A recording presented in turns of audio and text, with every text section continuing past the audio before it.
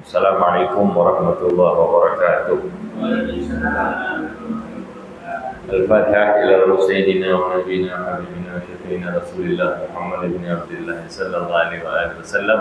Thumma ila arwahi aba'i wa akhwanihi min al-anbiya wal mursalin. Wa thumma ila arwahi azwajihi wa ashabihi wa ahli baitihi tayyibin tahirin.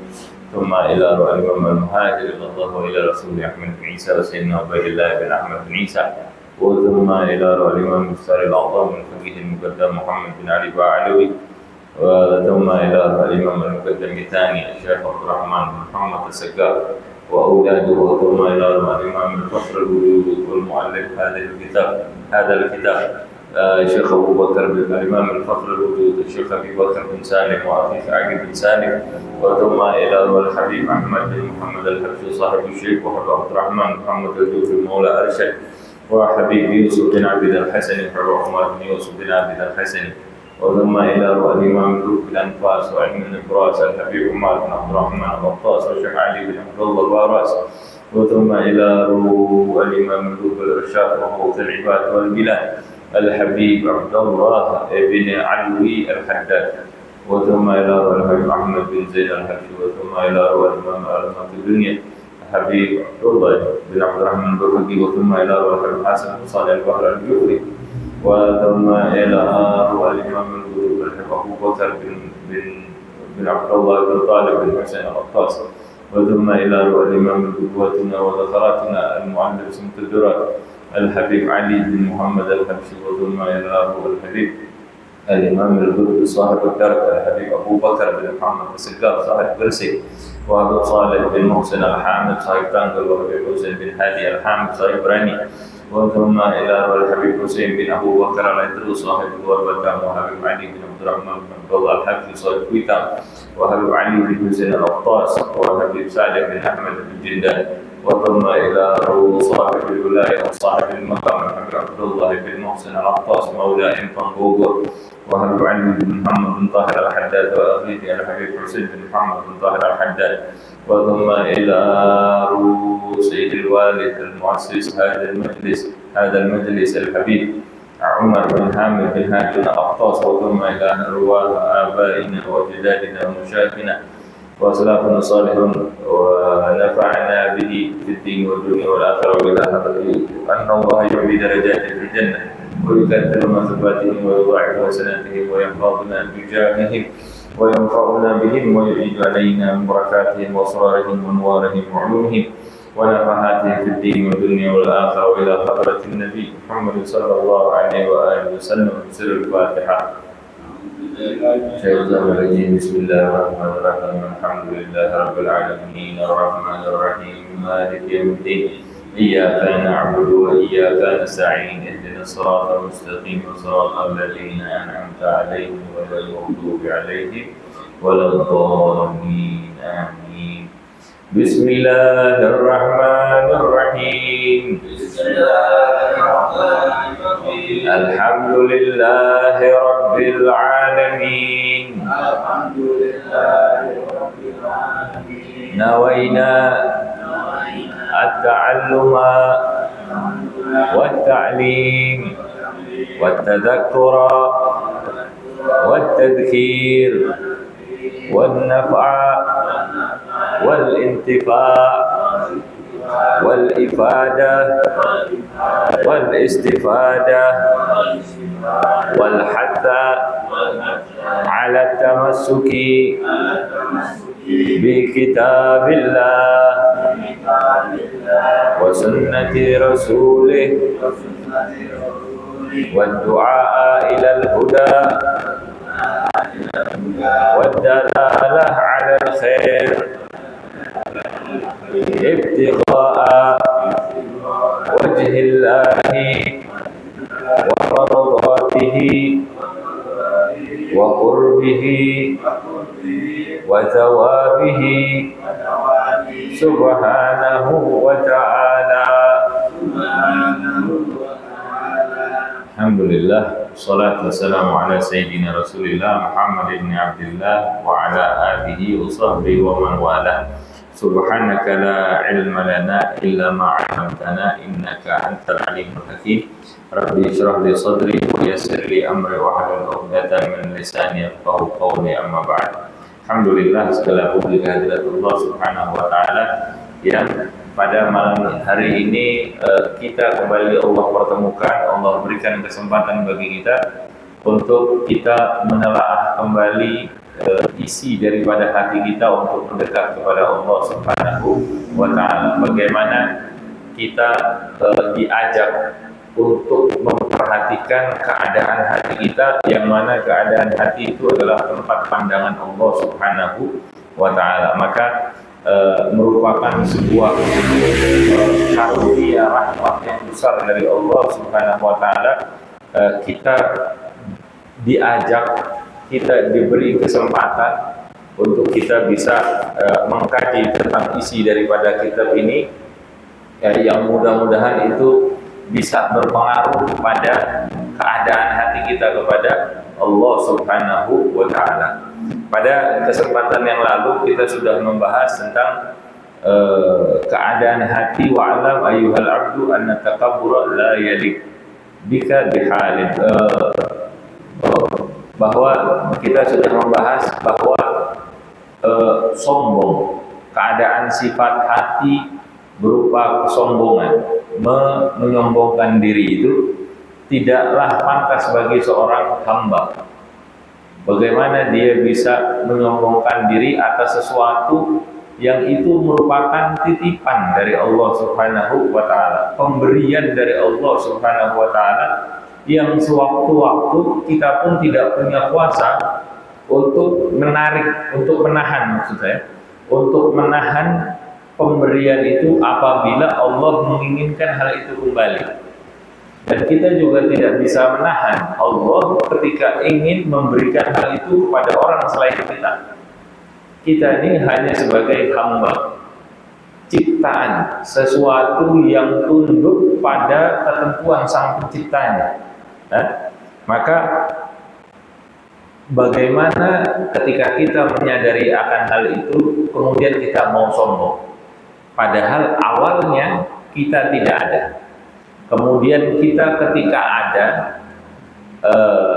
waktu kita kecil kita nggak punya daya upaya apapun. Siapa yang mengatur hati orang tua itu untuk sayang kepada kita, kepada anak-anaknya? Allah yang berikan. Ya, awalnya kita tidak ada, kemudian Allah berikan kepada kita kesempatan untuk kita bisa belajar, untuk kita bisa mengetahui tentang banyak hal di dalam kehidupan ini. Kemudian kita menjadi seseorang yang bisa dianggap sebagai orang, ya, dalam tanda kutip. Kemudian kita hidup, kita berkembang menjadi seorang yang dewasa, lalu pada akhirnya kita akan kembali menjadi tidak ada. Semua yang hidup, kullu nafsin dha'iqatul maut, semua yang hidup pasti akan merasakan kematian. Mau pepohonan, mau hewan, mau manusia, semua yang bernyawa pasti akan merasakan kematian. Dari tidak ada menjadi ada, kemudian dia akan menjadi tidak ada lagi. Sesuatu yang ada sebelumnya di dalam diri kita, yang sebelumnya awalnya nggak ada, kita nggak punya kemampuan, nggak punya kepintaran, nggak punya uang, nggak punya jabatan, nggak punya kebaikan apapun, kemudian Allah berikan itu kepada kita ketika kita tambah dewasa, besar. Kemudian apakah kita mau menyombongkan hal itu? Nggak pantas, nggak pantas. Karena itu hanya pemberian. Kita ini hanya berusaha. Ada nggak orang yang berusaha nggak dapat? Ada. Ada orang yang tidak berusaha, tapi kemudian dia mendapatkan sesuatu dari Allah. Banyak juga. Kita ini Allah pilih, Allah berikan, kita berusaha sedikit, Allah kasih sesuatu yang banyak. Alhamdulillah. Kita usahanya sedikit, Allah kasih itu banyak. Maka jangan sombong dengan hal ini. karena kita bisa menjadi salah satu dari ketiganya. Boleh jadi kita berusaha kita dapat, boleh jadi kita berusaha kita nggak dapat, boleh jadi kita nggak berusaha Allah kasih. Jangankan orang yang beriman kepada Allah, buktinya orang-orang yang tidak beriman pun kepada Allah tetap Allah berikan. Ada dari mereka yang pintar, ada dari mereka yang kaya. Syarat dari pemberian Allah itu nggak mesti beriman, nggak mesti beriman. Tapi balasannya di dunia sih nggak usah masuk di dunia. Balasannya nanti di akhirat. Mau kaya mau miskin di dunia, kalau nggak beriman ya nggak, tetap aja akan kaya atau miskin, bebas. Tapi kalau misalnya orang yang kaya di dunia dia tidak beriman, di akhiratnya dia rugi.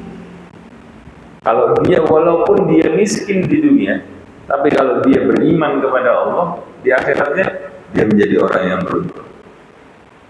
Satu kali Sayyidina Hasan bin Ali lewat di hadapan satu orang Yahudi dengan tunggangannya yang bagus, dengan pakaiannya yang bagus. Kemudian Yahudi ini menegur Sayyidina Hasan bin Ali. Dia bilang, kata datukmu dulu, kata kakekmu dulu, dunia itu adalah sijnul mu'min wa jannatul kafir. Itu adalah penjaranya orang yang beriman dan surganya orang yang tidak beriman kepada Allah. Terus Sayyidina Hasan bilang, iya benar, emang benar. Terus si Yahudi itu nanya, kalau begitu kenapa saya yang miskin sedangkan engkau yang kaya dalam pandangannya dia? Kata Sayyidina Hasan, ketahuilah bahwa keadaanmu sekarang ini adalah surga bagimu. Keadaannya dia sekarang, si Yahudi itu walaupun dianggap penuh kekurangan, tapi ini adalah surga bagimu. Sedangkan ini adalah penjara bagiku. Walaupun dianggap Sayyidina Hasan bin Ali itu orang yang memiliki harta, kekayaan, tapi itu adalah tekanan buat dia, penjara buat dia. Kenapa? Karena yang dituju ini bukan dunia, mau bagaimanapun bentuknya, mau kaya, mau miskin, tetap aja itu penjara buat orang yang beriman. Kok bisa? Iya bisa. Karena yang mereka rindukan adalah perjumpaan dengan Allah dalam keadaan berbahagia. Allah ridho kepada diri mereka. Nah, miskin di dunia untuk orang-orang yang tidak beriman kepada Allah, mereka akan menginginkan sesuatu yang ajilan, yang segera, yaitu dunia ini. Kalau mereka tidak mendapatkannya, mereka akan merasakan itu sebagai penjara. Mereka kalau nggak dapat dunianya, hidupnya miskin di dunia, ekonominya susah, sakit-sakitan, terjepitlah kehidupannya, mereka akan merasa itu sebagai penjara. Pun mereka kaya, tetap akan merasa terpenjara. Pun mereka pintar, bagaimanapun keadaannya, berlebihan, tetap itu adalah penjara buat mereka. Buktinya, ketika mereka melepaskan itu, kematian itu datang buat mereka. Yang mereka lepaskan adalah surganya. Sesuatu yang bisa mereka nikmati saat ini. Ketika mereka lepas dari itu, masuk mereka ke dalam penjaranya Allah Subhanahu wa ta'ala. Di dalam kuburnya susah. Ketika bangkit itu lebih susah lagi. Makanya bagaimanapun keadaan orang yang tidak beriman kepada Allah di dunia ini, itu adalah jannah buat mereka. Kebahagiaan, mau kaya mau miskin. Sebaliknya dengan kondisi orang yang beriman, bagaimanapun keadaan, susahnya, senangnya, kayanya, miskinnya, sakitnya, sehatnya, itu adalah sijil, penjara buat mereka. Kenapa? Ketika mereka melepaskan itu semua, mereka akan menantikan sebuah hal yang lebih besar, yaitu perjumpaan dengan Allah Subhanahu wa ta'ala. Jika kamu telah mengetahui hal-hal tersebut dan benar-benar meyakininya, nah ini masalah problem kita. Kita ini kesadaran kita masih naik turun. Kadang-kadang iya kita sadar, kadang-kadang kita nggak sadar. Ya? Padahal dikatakan jika kamu tidak arafta dzalika, Kalau kamu telah mengetahui terhadap hal itu, wa tahaqqaqtahu istahdarta nafsaka, dan engkau telah benar-benar meyakininya, dan engkau menganggap dirimu sebagai sesuatu yang hina, nggak ada nilainya kita di hadapan Allah. Kalau kita sadar kita nggak ada nilainya di hadapan Sang Pencipta, maka bagaimana kita akan sibuk dengan ciptaan-ciptaannya yang lain, dengan makhluk-makhluk Allah yang lain. Dan kita yakin bahwa Allah Subhanahu wa Ta'ala, bahwa diri kita selalu membutuhkan Allah Subhanahu wa Ta'ala, maka pada saat itu pasti kita akan berlindung kepada Allah Subhanahu wa Ta'ala tanpa paksaan, tanpa sebab. Kok bisa? Iya, saat itu kesadarannya sudah mulai hidup, tumbuh di dalam hatinya. Saya ini seorang hamba di hadapan Sang Maha Pencipta. Maka dia rasakan ketundukan dirinya, dan dia akan berharap hanya kepada Allah Subhanahu wa Ta'ala. Siapa yang mengenali Tuhannya, Allah Subhanahu wa Ta'ala, pada saat dia susah, maka dia pasti akan merasakan kenikmatan. Karena bukan susahnya yang dia rasa, tapi dekatnya dia sama Allah Subhanahu wa Ta'ala. Ya. Dan barang siapa yang telah mengenali Allah Subhanahu wa Ta'ala, maka itu adalah puncak kedudukan yang paling tinggi. Ya. Kita lanjutkan. Wa'lam ayyuhal 'abdu anna man nasiya nafsahu fil wujudi lam yashhad illa al-mawjuda subhanahu wa ta'ala. Ketahuilah wahai hamba-hamba Allah Subhanahu wa ta'ala, barang siapa yang lupa pada dirinya, yang melupakan dirinya dalam wujudnya, lupa dia dari hakikat siapa dirinya, maka ia tidak akan menyaksikan sesuatu apapun kecuali Allah yang Maha Ada. Siapa orang yang saya ini dikenal sebagai seorang yang berilmu, saya dikenal sebagai orang yang kaya, saya dikenal sebagai orang yang pintar, punya pangkat, punya kedudukan, dia sudah lupakan itu. Yang dia ingat hanya Allah Subhanahu wa Ta'ala. Dia lupakan wujudnya sebagai keakuan dirinya, maksudnya gitu ya. Dia lupakan keakuan dirinya, yang dia lihat hanya dia sebagai hamba Allah Subhanahu wa Ta'ala, maka orang itu tidak akan menyaksikan apapun kecuali Allah Subhanahu wa Ta'ala. Yang dia lihat dirinya, apa yang dia lihat dari dirinya? Ganteng, cantik, kaya, berilmu, punya pangkat tinggi, hartanya tunggangannya banyak, mobilnya mewah, motornya gede. Kalau dia sudah lupakan hal itu, yang dia lihat hanya Allah Subhanahu wa Ta'ala. Begitu juga sebaliknya. Walaupun dia sakit-sakitan, walaupun hidupnya sempit, walaupun dia di sekolahnya nggak pinter, kalau dia sudah lupakan itu, yang dia lihat hanya dia sebagai makhluknya Allah Subhanahu wa Ta'ala, maka dia sudah mencapai kedudukan yang tinggi di sisi Allah Subhanahu wa Ta'ala.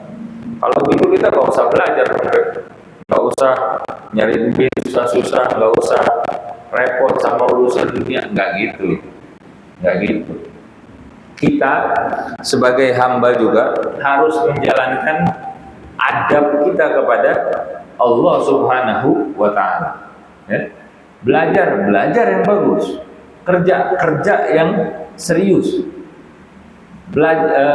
sekolah, kerja, ke pasar. Kalau sakit ya berobat, kalau punya banyak duit ya bagi-bagi sama orang, sedekah. Nah, tapi yang dilihat bukan yang dilihat, yang kita ingat, apapun keadaan kita, yang kita ingat hanya bagaimana ini merupakan pemberian dari Allah, dan bagaimana dengan hal ini kita bisa memanfaatkannya supaya Allah ridho sama kita. Yang sakit sabar. Kalau punya duit berobat. Kalau yang kurang pinter datang belajar. Sekolah yang rapi, nilainya jelek, belajar yang lebih keras. Kalau mau berbisnis yang bagus. Kurang, kerja lagi yang bagus, tanpa melupakan Allah Subhanahu wa Ta'ala.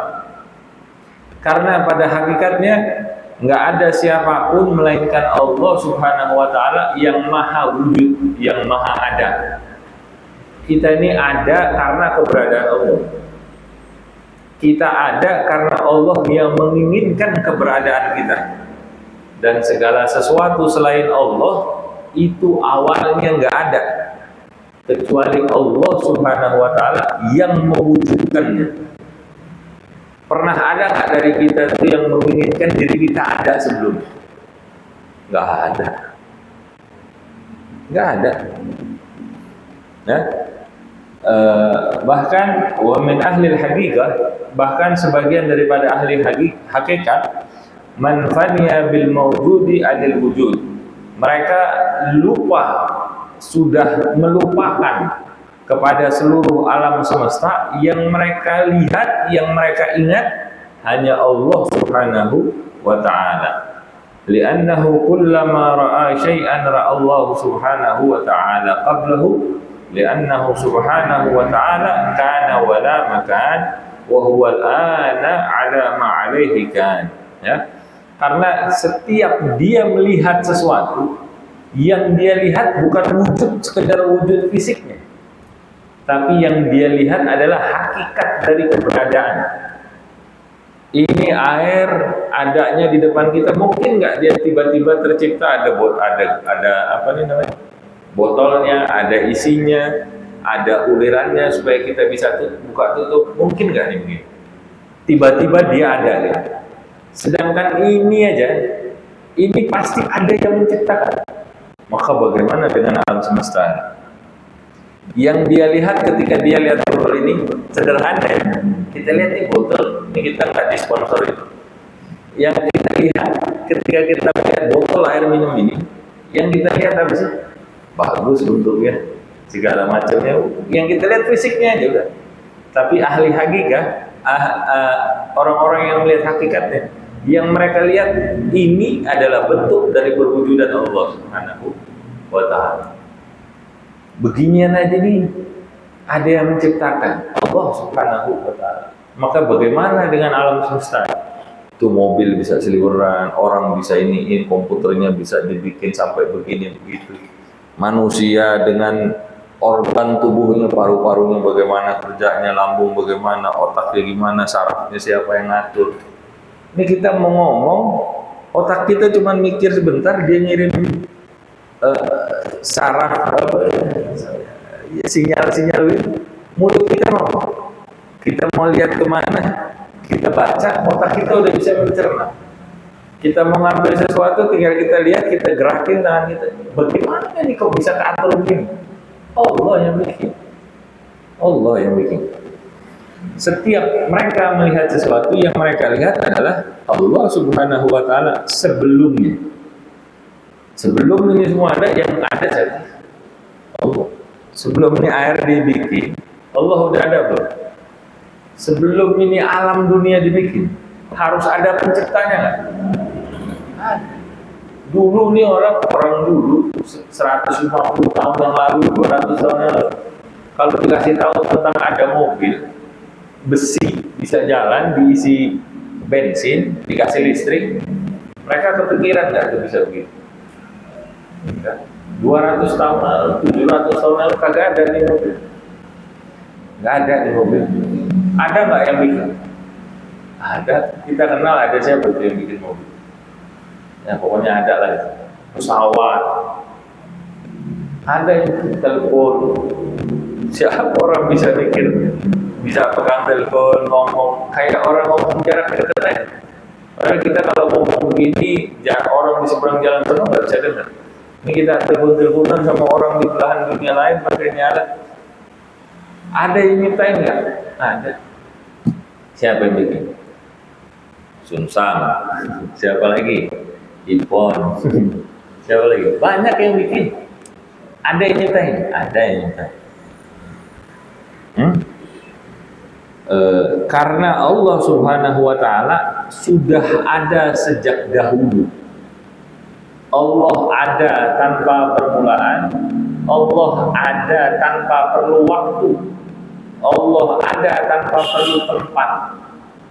Ini bagian daripada akidah kita. Kalau ada orang nanya, Allah itu ada. Di mana Allah? Pertanyaannya salah, nggak usah dijawab. Bagaimana dia menanyakan Allah yang menciptakan tempat? Sedangkan pertanyaan di mana Allah itu pertanyaan tentang tempat. Allah nggak butuh tempat. Allah ada di mana? Allah lebih dekat dari urat leher kita. Berarti Allah dekat sama kita. Allah dekat pada hakikat, bukan pada keadaan fisik. Allah turun di sepertiga akhir malam untuk memberikan rahmatnya. Berarti Allah ada di dunia, nggak ada di langit. Salah. Di mana Allah? Allah alal arsy istawa, berada di atas singgasananya. Apa Allah punya tubuh seperti kita terus duduk di atas singgasana begitu? Enggak.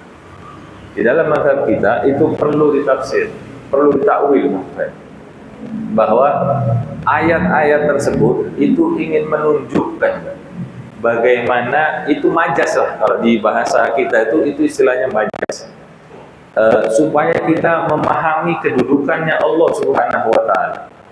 Saya bilang kedudukan juga bukan Allah itu punya pangkat, punya terus duduk dalam keadaan, enggak juga. Itu bagian dari cara kita untuk memberitahu, memberikan pemahaman kepada diri kita, kepada manusia tentang Allah Subhanahu wa Ta'ala. Kedudukannya yang maha itu nggak bisa dicapai oleh akal pikiran kita untuk menjelaskannya, tapi kita tahu bahwa itu ada gitu. As-Saqibah dibilang yang memberikan itu wujudnya kekal, Allah Subhanahu wa Ta'ala. Bagaimana Tuhan itu dilahirkan? Bagaimana Tuhan itu dilahirkan? Kalau Tuhan itu dilahirkan, artinya yang melahirkannya itu lebih mulia daripada Tuhan. Sehingga kalau Tuhan itu dilahirkan, kalau Tuhan itu mencapai ketuhanannya ketika dia sudah ada di dunia, maka sebelum itu bagaimana dia bisa, di mana keberadaannya? Ada orang yang menyembah seseorang yang mendapatkan dalam tanda kutip ketuhanannya setelah dia melakukan perenungan selama bertahun-tahun. Berarti sebelum bertahun-tahun itu, di mana Tuhan itu? Apakah tidak ada Tuhan sebelum itu? Kalau sebelum itu tidak ada Tuhan, siapa yang menciptakan di alam dunia? Allah Subhanahu wa Ta'ala sudah ada sejak zaman bahla. Bahkan sebelum zaman itu kan waktu. Sebelum waktu itu diciptakan. Kita tahunya sekarang waktu itu sehari 24 jam, ada siang, ada malam, harinya ada 7, bulannya ada 12. Begitu kan? Sebelum itu diciptakan Allah sudah ada. Allah tidak perlu tempat, karena Allah yang menciptakan tempat. Yang membutuhkan isyarat tentang tempat itu makhluk. Kita ada di mana nih sekarang? Kita bertempat di mana? Oh, di Lawang Gintung, Jalan Lawang Gintung, Majelis Ar-Ridho, Kecamatan Bogor Selatan, Kecamatan Bogor Selatan, Kota Bogor, provinsinya Jawa Barat, negaranya Indonesia. Baru orang tahu, oh cari dulu Indonesia. Indonesia ada berapa provinsi nih? Ada berapa provinsi Indonesia? Sekarang jadi 35. Papua tuh udah banyak maksudnya. Ya anggaplah 35. Dari 35 provinsi itu nyariin satu-satu Lawang Gintung susah. Dikasih tahu nih provinsinya Jawa Barat. Oh Jawa Barat. Jawa Barat ini ada berapa kota? banyak Pak. Kota atau kabupaten banyak. Udah dijelasin nih kota Bogor. Oh ini kota Bogor. Kecamatannya ada berapa gede nih? Berapa banyak kota di kota Bogor? Ada 5. Yang mana? Bogor Selatan. Oh, kecamatan Bogor Selatan. Terus kelurahannya mana? Lawang Gintung. Oh, jadi orang lebih gampang nyari RT berapa, RW berapa, nomor berapa. Langsung ketemu. Yang butuh itu manusia, makhluk. Allah nggak perlu. Dan dia Allah Subhanahu wa taala sekarang sebagaimana dia Allah Subhanahu wa taala terdahulu yang memberikan segala sesuatu kepada orang-orang terdahulu, dengan Allah yang memberikan segala sesuatu bagi orang-orang sekarang, Allahnya tetap sama. Allahnya tetap sama. As-Saqi baqi. Allah Subhanahu wa taala yang memberi kekal. Makanya jangan pernah berputus asa dari Allah Subhanahu wa taala, karena dia yang memberikan terdahulu sama dia yang memberikan hal itu sekarang sama, tetap ada.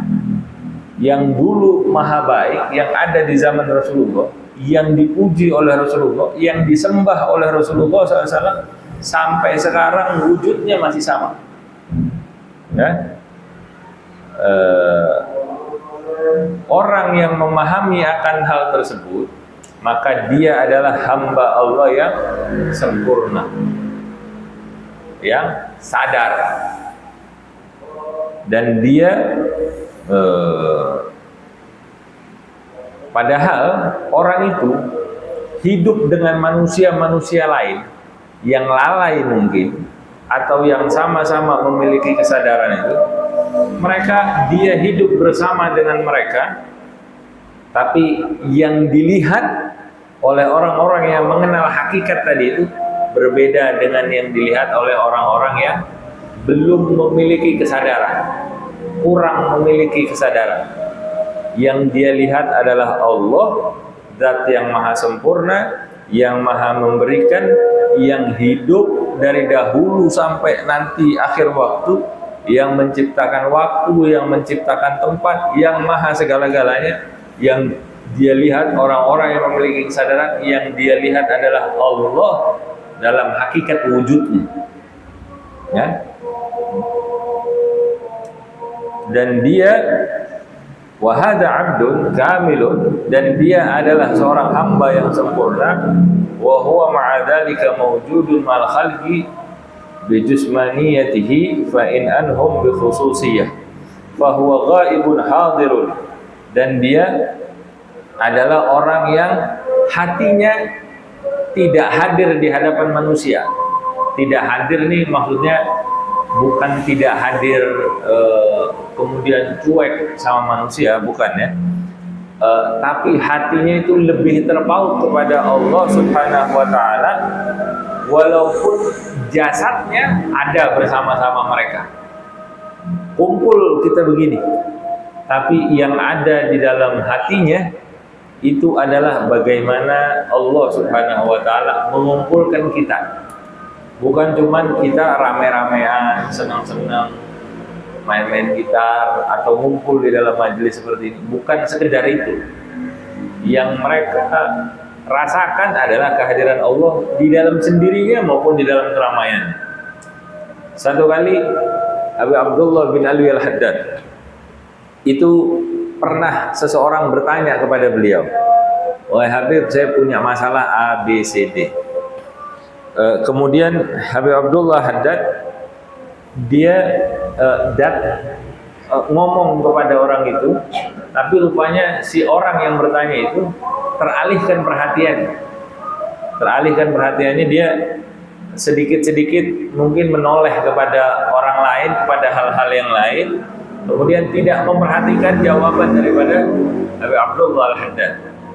Kemudian beliau mengatakan kepada orang itu, dia bilang, "Wahai fulan, tolong perhatikan ketika engkau bertanya kepada saya dan saya memberikan jawaban ini kepadamu, tolong diperhatikan." Bukan Habib Abdullah minta perhatian, tapi dia bilang, ketika saya menjawab pertanyaanmu, Saat itu saya sedang berusaha untuk fokus kepadamu, untuk menjawab pertanyaanmu, memberikan solusi kepada si orang itu. Dia itu sedang mengumpulkan fokusnya untuk fokus kepada orang. Kalau kita ini kan terbalik. Kita fokusnya sama orang, mau fokus sama Allah susah. Kalau modelnya Habib Abdullah Haddad, dia fokusnya sama Allah. Mau fokus sama orang susah. Makanya ketika dia menyatakan hal seperti itu, bukan dia sedang sombong, bukan dia sedang minta perhatian, tapi dia sedang berusaha untuk menghargai seseorang itu dan menjawab, memberikan kepada si orang itu sesuatu yang bisa menjawab pertanyaannya. Maka perhatikan, jangankan seorang Habib Abdullah Haddad, kita aja kalau nanya sama orang lain, kita tanya, ngomong, dijawab, kemudian kita alihkan pandangan kita, itu kan sudah sesuatu yang kurang baik, kurang sopan, ya, kurang sopan tentu. Tapi ini sudah pertanyaannya tentang sesuatu, tentang agama. Orang itu kondisinya, Habib Abdullah Haddad kondisinya bertolak belakang sama kita. Dia fokusnya sama Allah. Yang dia lihat adalah Allah Subhanahu wa ta'ala. Kalau kita, beliau fokusnya sama Allah, mau fokus sama manusia itu harus mengumpulkan energi. Kalau kita terbalik, kita kalau sama orang udah nggak perlu energi. Giliran mau fokus sama Allah, mending kalau kita mau mengumpulkan energi kita supaya fokus sama Allah. Ini sudah mau fokus sama Allah juga kadang kita susah. Udah susah, mau mengumpulkan energi kita untuk fokus sama Allah, pekerjaan bukan yang gampang juga. Kadang-kadang males-malesan. Ini saya bukan bicara tentang orang lain, yang saya bicarain tentang diri saya sendiri juga begitu. Kita mau berusaha terus-menerus fokus sama Allah, bukan hal yang gampang. Tapi sekali lagi juga bukan hal yang tidak mungkin untuk dilakukan. Makanya kita minta sama Allah Subhanahu wa ta'ala, semoga Allah Subhanahu wa ta'ala menjadikan kita sebagai orang-orang yang memiliki fokus kepada Allah Subhanahu wa ta'ala, diberikan kekuatan oleh Allah untuk bisa menjadi orang-orang yang mengenal tentang hakikat Allah Subhanahu wa ta'ala, dan kita dijadikan sebagai hamba-hambanya yang baik di hadapan Allah Subhanahu wa ta'ala. Fahuwa ghaimun wa duna dzalika la yusyrik. Dan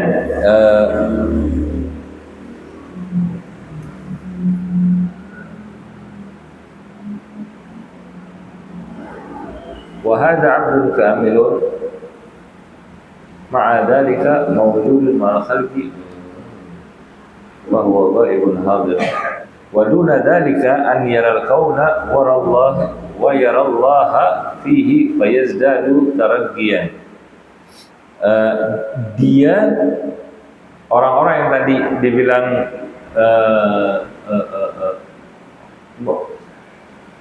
orang yang mengenal hakikat lah ya, adalah orang yang hatinya tidak hadir di hadapan manusia, walaupun jasadnya berkumpul bersama mereka.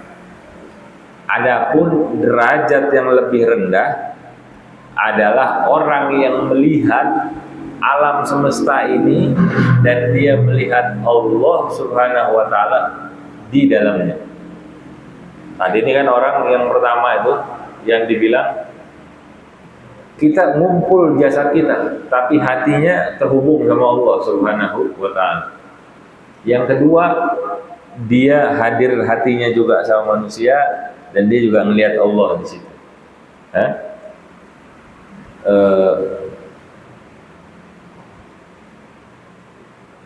Dan derajat yang lebih rendah daripadanya adalah seseorang yang tidak menyaksikan apapun melainkan cuma dunia.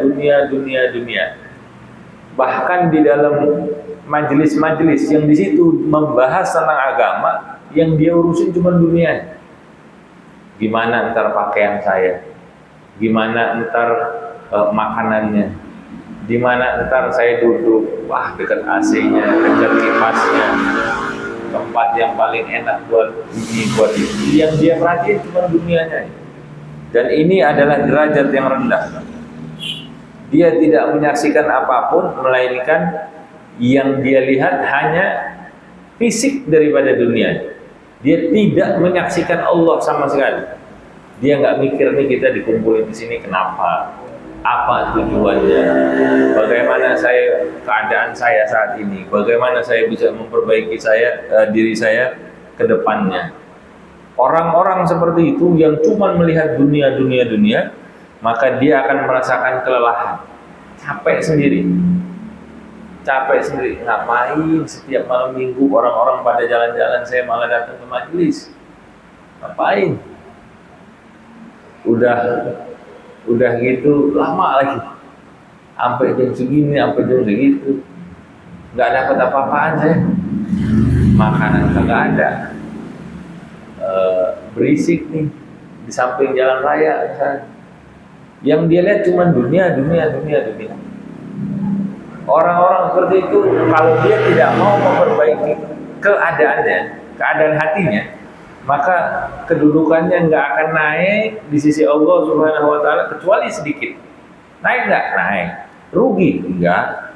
Naik tetap, tapi dikit. Kalau kita urusannya sama Allah Subhanahu wa Ta'ala, rakus, nyarinya yang banyak. Kalau urusan dunia mah dapat dikit, nggak apa-apa, orang ntar juga ditinggal. Yang mas, kita ini mau dapat duit berapa banyak? Mau beli makanan yang enak, berapa banyak yang bisa kita makan? Mau beli mobil, berapa banyak yang bisa kita pakai? Sekali naik juga cuma kita punya 7 mobil, 10 mobil, yang kita naikin cuma 1. Yang bisa kita naikin 1. Nggak mungkin kita naik 10-10-nya jalan buat nyombong. Nggak bisa. Kita punya motor berapa biji? 3, 4. Yang kita naikin cuma 1. Cuma 1. Kita mau punya baju yang banyak, yang bagus, ya kita pakai berapa biji sih? 1. Sarung yang bagus, mau dipakai semua itu sarung? Nggak ada, cuma 1. Ya?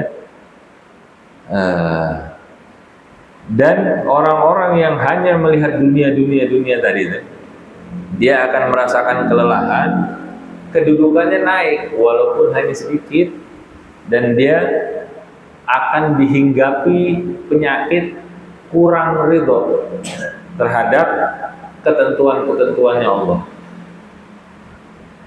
Karena yang dilihat cuman fisik. Oh, si fulan dapatnya bagus, saya dapatnya nggak bagus. Aduh, kenapa nih? Urusannya cuma gara-gara dia dapat bagus, saya nggak dapat yang bagus. Orang itu dapatnya banyak, saya dapatnya sedikit. Si fulan dapatnya bagus, saya dapatnya jelek. Yang dilihat cuma yang begitu-begitu loh. Nanti akan punya penyakit nggak ridho. Padahal kan ini majelis namanya ridho, keridhaan terhadap Allah Subhanahu wa Ta'ala. Nama majelisnya aja bagus, supaya ridho terhadap ketentuan. Ridho itu kan terhadap ketentuan Allah Subhanahu wa Ta'ala. Senang dia apapun yang Allah berikan, sedikit, banyak, bagus, jelek, yang penting kita usaha. Usaha kita bukan untuk menentukan apa yang akan kita terima tadi dalam bentuk fisik, banyak, sedikit, jelek atau bagus, segala macam. Enggak. Usaha kita itu hanya untuk menunjukkan bahwa kita adalah hamba di sisi Allah Subhanahu wa Ta'ala. Apapun yang Allah berikan, kita punya harapan, berharap sama Allah. Usaha yang paling bagus, berharap yang paling bagus sama Allah. Tapi apapun yang Allah jadikan untuk kita, udah terima. Udah paling enak hidup begitu. Paling enak hidup begitu. Ridho terhadap ketentuan Allah Subhanahu wa Ta'ala. Kalau dia sampai nggak ridho terhadap ketentuannya Allah Subhanahu wa Ta'ala, ya Allah, sholat saya 5 waktu, sunnahnya saya tambahin, puasa saya rajin, sedekah saya rajin, tapi kenapa saya kok dapatnya segini? Gak ridho dia sama Allah, sama ketentuannya Allah Subhanahu wa ta'ala, gak ridho dia. Saya udah belajar sungguh-sungguh, saya nggak nyontek, teman saya yang nyontek malah dapatnya bagus. Saya nggak keterima nih di perguruan tinggi yang teman saya yang lebih kurang dari saya malah dia keterima. Kenapa ya Allah? Dia nggak ridho sama ketentuan Allah Subhanahu wa ta'ala. Kalau udah seperti itu, maka dikatakan berarti dia sudah siap berhadapan dengan murkanya Allah Subhanahu wa ta'ala. Berani nggak ngadepin murkanya? Enggak. Udah nggak usah. Kita usaha bukan berarti kemudian kita bisa memaksa Allah dengan apa yang kita usahakan tadi. Enggak. Kita kalau mau merengek di hadapan Allah boleh. Ya Allah, saya cuma dapatnya sedikit, ya Allah, padahal saya butuhnya banyak. Minta lagi sama Allah, malah bagus. Tapi jangan sampai kemudian nggak terima dengan ketentuannya Allah Subhanahu wa ta'ala. Ya Allah, saya nggak keterima nih, saya dapatnya cuma sedikit. Apalagi pokoknya hal-hal yang membuat kita nggak senang itu bukan kemudian kita demo kepada Allah Subhanahu. Kenapa ya Allah? Nggak usah gitu.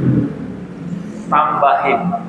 Kalau emang yang kita harapkan, yang kita dapatkan tidak sesuai dengan yang kita harapkan, tambahin mintanya. Ya Allah, kenapa nih? Telisik lagi ke dalam diri kita. Jangan-jangan ada yang kurang. Terus dikikis sakit di dalam hati itu dengan boleh jadi apa yang kita minta ini nggak bagus buat kita. Paham itu? Boleh jadi kita kalau diterima di situ malah nggak lulus, jadi mahasiswa abadi misalnya. Atau kalau kita dikasih rezeki yang gede, boleh jadi kita malah jadi orang yang rusak, pergaulannya jelek.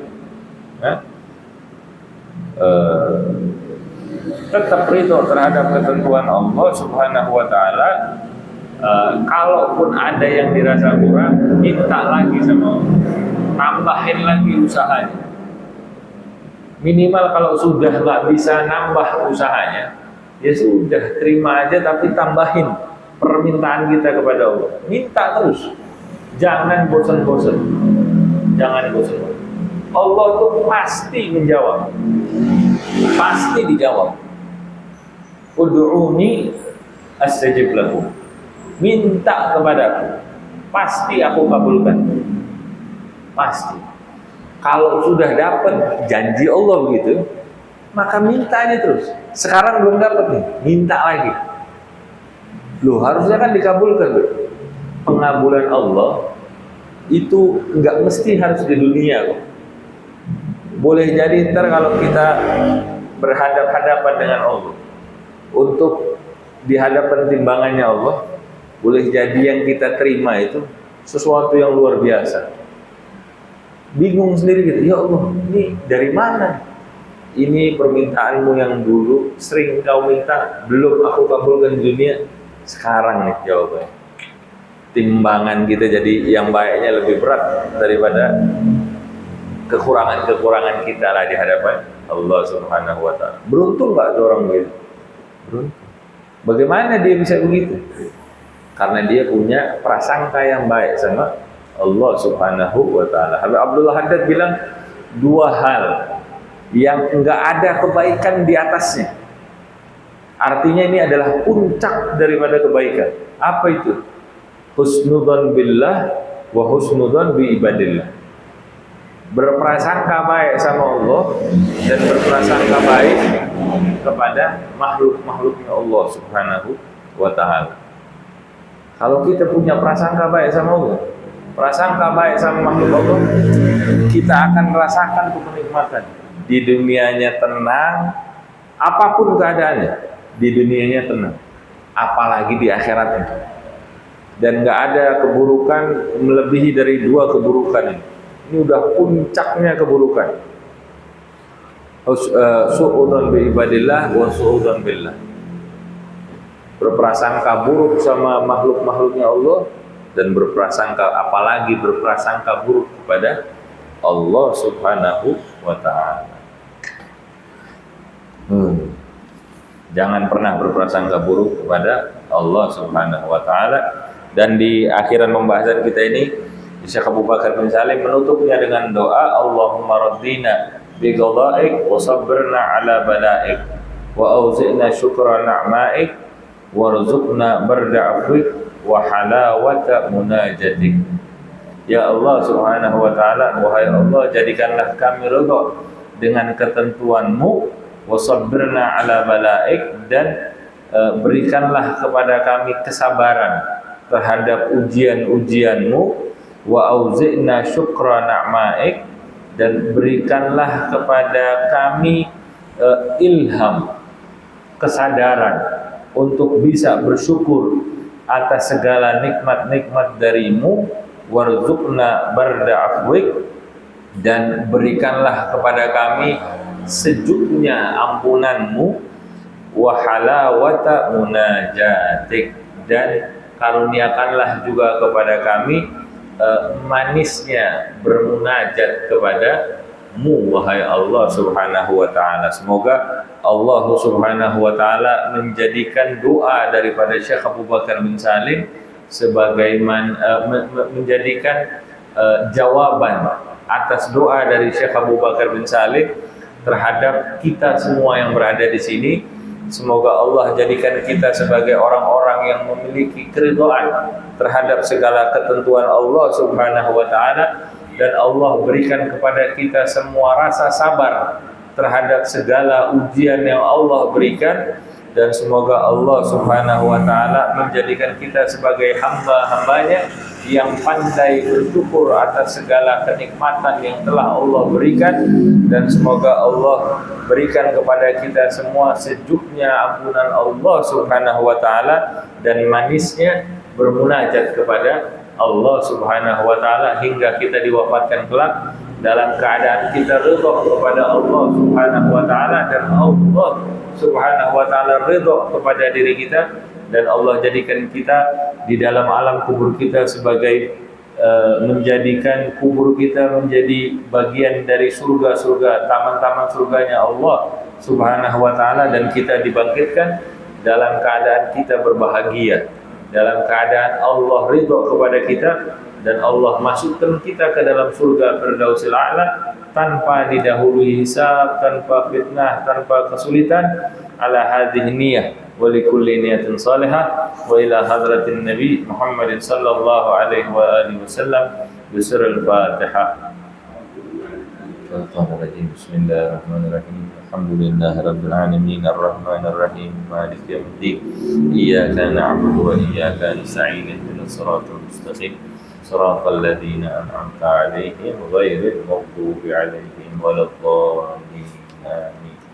Ya Rabbana tarafna bi annana tarafna wa annana ashrafna ala lafza ashrafna fatub alayna tawbah taghsil li kulli hawbah wastur lana al-awrati wa amin ar-rawati waghfir li walidina rabbi wa mauludina wal ahli wal ikhwani وسائر الخذلان وكل ذي محبة أو جيرة أو صحبة والمسلمين أجمع آمين ربي اسمع فضلا وجودا منا لا باكتساب منا بالمصطفى الرسول نحظى بكل سول بالمصطفى الرسول نحظى بكل سول بالمصطفى الرسول نهضى بكل سول صلى وسلم ربي عليه عد الحب وآله وصحبه عدادة الشعب والحمد للإله في البدء والتناهي سبحانك اللهم وبحمدك أشهد أن لا إله إلا أنت أستغفرك وأتوب إليك سبحان ربك رب العزة عما يصفون وسلام على المرسلين والحمد لله رب العالمين والعافية منكم السلام عليكم ورحمة الله وبركاته